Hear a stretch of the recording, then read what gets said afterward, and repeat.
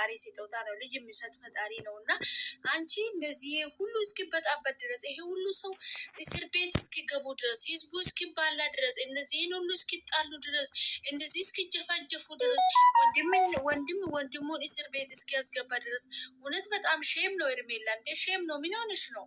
እንደዚህ እኮ አይደረግም። ሲጀምር ሄርሜላ ከመጀመሪያ ማሳወቅ ነበረ። ሲጀምር አንቺ ያረገዝሽው ከሱ ነው። አንቺ ብቻሽን አላመጣሽም።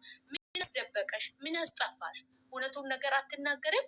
ያለውን ነገር ለሱ መናገር ነው እንጂ አንቺ በመደበቅና በማጥፋትሽ ምንድን ነው የምታመጭ? ምንድን ልትፈጥሪ ነው? ብቻሽን ምንም ልትፈጥሪ የምታደርጊም ነገር የለም። ነገር ግን ያለውን ነገር አውጥተሽ ለአብርሃም መናገር ነበረብሽ እንጂ መጥፋት አይጠበቅብሽም ማለት ነው። ምን ያስጠፋሻል? እንደዚህ ሰውና ሰው መባላት ጥሩ ነው? በጣም ከባድ ነው ሄርሜላ። በጣም ትልቅ ጥፋት ነው ያጠፋሽ። እውነት እንደዚህ አይደረግም። ለሌላ ጊዜሽ ትማሪበታለሽ ብዬ ተስፋ አደርጋለሁ። ግን እንደዚህ አይደረግም እንዴ! አብርሃም እኮ አንቺ እሱ ነው ያገተ ብሎ ነው አብርሃም እኮ አንቺ እሷ ነው ያሰረው ያገተ ብሎ እኮ ነው ወንድሙን እስር ቤት የከተተው እንዴ! ወንድምና ወንድምን እራሱ እንዲጣሉ እንዲጣመዱ ጠላት ለጠላት እንዲሆኑ እኮ ነው ያደረግሽው። በዛ ላይ እንግዲህ ኤፍሬም በጣም ትልቅ ተቀይሞ ነው ያለበት ማለት ነው። በጣም ነው የተናደደ ኤፍሬም። እንዴ ሄርሜላ እንደዚህ አይደረግም። ለሌላ ጊዜሽ ትምህርቱ ሰጁ አይደረግም እንደዚህ በአንቺ የተነሳ እኮ ወንድምና ወንድም ጠላት ሆኖ ማለት ነው። በጣም ነው የሚከብደው ለመናገር ሄርሜላ። ሌላ ጊዜ እንደዚህ አታደርጊ። ፈጣሪ እንኳንም ልጅ ሰጥሽ። ልጅ የፈጣሪ ስጦታ ነው። ነገር ግን ወንድምና ወንድም መጣላት አልነበረብሽም። ይሄ ሁሉ ሰው መሰቃየት አልነበረበትም። ሰዎቹም እስር ቤት መግባት አልነበረባቸው። አንቺ ካረገዝሽ እኮ ከሰዎች ጋር ነው ደስታሽን ማክበር ያለብሽ። ካስረገዘሽ ሰውየው ጋር ነው ደስታሽን ማክበር ያለብሽ። ዘና ፈታም ያለብሽ ማድረግ ያለብሽም ከሱ ጋር ተመካክረሽ የምታደርጊውን ነገር ማድረግ ያለብሽ ከሱ ጋር ነው። እንደገና ጠፍተሽ ሌላ ወከባ፣ ሌላ ምትርክ፣ ሌላ ትኩሳት። አረ ሄርሜላ ያለው ችግር ይበቃል። እንግዲህ አትጨምሪው እንዴ! ይበቃል። ያለው ችግር እኮ በቂ ነበር። አንቺ እንደገና ሌላ ትኩሳት እንዴ! ምን ጉድ ነው? አንዱ ስትሉ አንዱ ለኦዲየንስ እንኳን ትንሽ ክብር የላችሁም እንዴ እናንተ? የሚወራንና የማይወራ ነገር ለይታችሁ ወቁ እንጂ ምንድን ነው እንደዚህ እንደመጣልን ዝም ብሎ ይወራል? አይደረግም እንጂ ሲጀምር እንደዚህ አይደረግም። አይደረግም እንደዚህ ሄርሜላ፣ እውነት ለመናገር እንዴ ምን ሆንሽ ነው? በዛ ላይ ኤፍሬም እንደዛ አድርጎ በዛ ላይ በኤትዮ ላይም በወንድሙ ላይም በጣም ተናዶባቸዋል። ኤፍሬም በማያውቀው ውስጥ በሌለው ነገር ምንም ባልዋለበት ስሙ ልጁ ስሙ ተጠርቶ ስም ሲጠፋ እንዲህ ነው። በጣም ነው የሚከብደው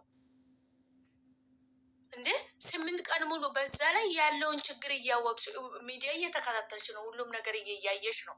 ምክንያቱም አንተ በጣም እየተጨነክ ስለሆነ ስላየሁት ነው የመጣው ብለሻል አብርሃም ማለት ነው።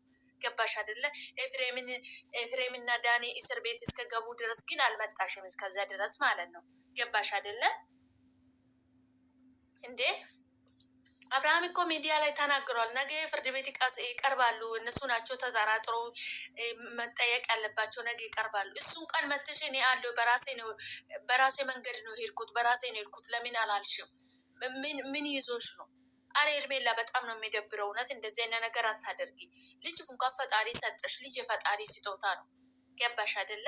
ልጅ ደግሞ የሚደበቅ ነገር አይደለም። ሰው ሲያረግዝ ከሰው ጋር ነው ደስታውን የሚያከብረው እንጂ ብቻውን ቁጭ ብሎ እንደ መርዶ ቤት አዘን አይደለም። ይሄ ገባሽ አይደል? ይሄ ትልቅ ስጦታ ነው፣ ትልቅ ደስታ ነው። ልጅ ማግኘት ማለት ትልቅ ደስታ ነው። አንቺ ግን እዛ ተደብቀሽ ወንድምና ወንድሙን የትና ወንድሙን ማባላት፣ አረ በጣም ነው የሚደብረው። እውነት ሄርሜላ በጣም ነው የሚደብረው።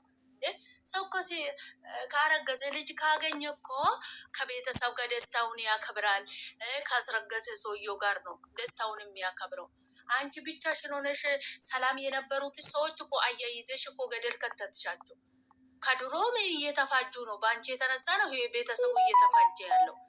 ቡዜም ብትሆን ፍሬም አብርሃምን ቢሆን በአንቺ የተነሳ ነው እየተባሉ ያሉት። ገባሽ አይደለ?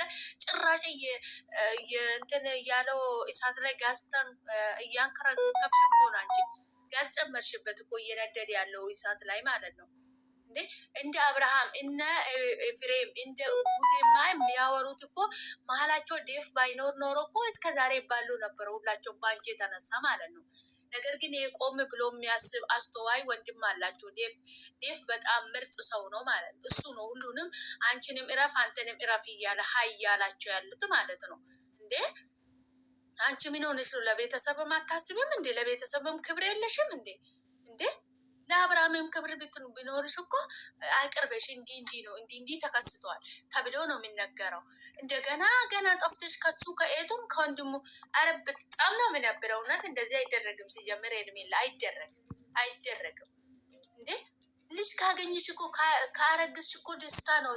ይሄ ደስታ ነው፣ ሀዘን እኮ አይደለም። ይሄ ደስ የሚል ነገር እኮ ነው። መታደል እኮ ነው። ልጅ ማግኘት ማለት መታደል ነው። እድለኝነት ያስፈልጋል ልጅ ለማግኘት ማለት ነው። ገባሽ አይደለ? ግን አንቺ ሄደሽ ተደብቀሽ አንዱን እስር ቤት ሌላውን እዚህ እያባላሽ በጣም ነው የሚደብረው። እንዴ አንቺ እኮ ህይወታቸው ከመጣሽም በኋላ እኮ ቤተሰቡ ተበጠበጠ። ሩታ በአንቺ የተነሳች ተጠመደች። እንደገና ደግሞ ኤፍሬምን ጠመዱ በአንቺ የተነሳ። ኤርቡዜም እንግዲህ አብርሃምም ከኤፍሬም ጋር እየተያዙ እየተባሉ ያሉት በአንቺ የተነሳ ነው። ቤተሰብን እኮ አያይዘሽ ቁጭ አልሽው። አሁን እኮ ዴቭ እኮ ነው አንተንም እረፍ አንቺንም እረፍ እያለ ሀይ እያላቸው ያለሁት ማለት ነው። እሱ ባህል ባይኖሮ ኖሮማ እስከ ዛሬ ይባሉ ነበረ እነሱ እርስ በርስ በአንቺ የተነሳ ማለት ነው። ኧረ በጣም ነው የሚደብረው ሄርሜላ፣ በጣም ይደብራል እውነት ለመናገር። በስማም እኔ እንደዚህ አይነት ነገር በህይወቴ አይቼ አላውቅም። ሰላም ውድ ቤተሰቦች እንዴት ናችሁ? ደህና ናችሁ? ያለው እግዚአብሔር ይመስገን። የዛሬ ሴባሴኖት ሞቅ ያለ ነው። አራው ጉድፈላ ሼም እና ሼም የሌለበት ጊዜ ላይ ደርሰናል። በጣም ነው የሚያስጠላ።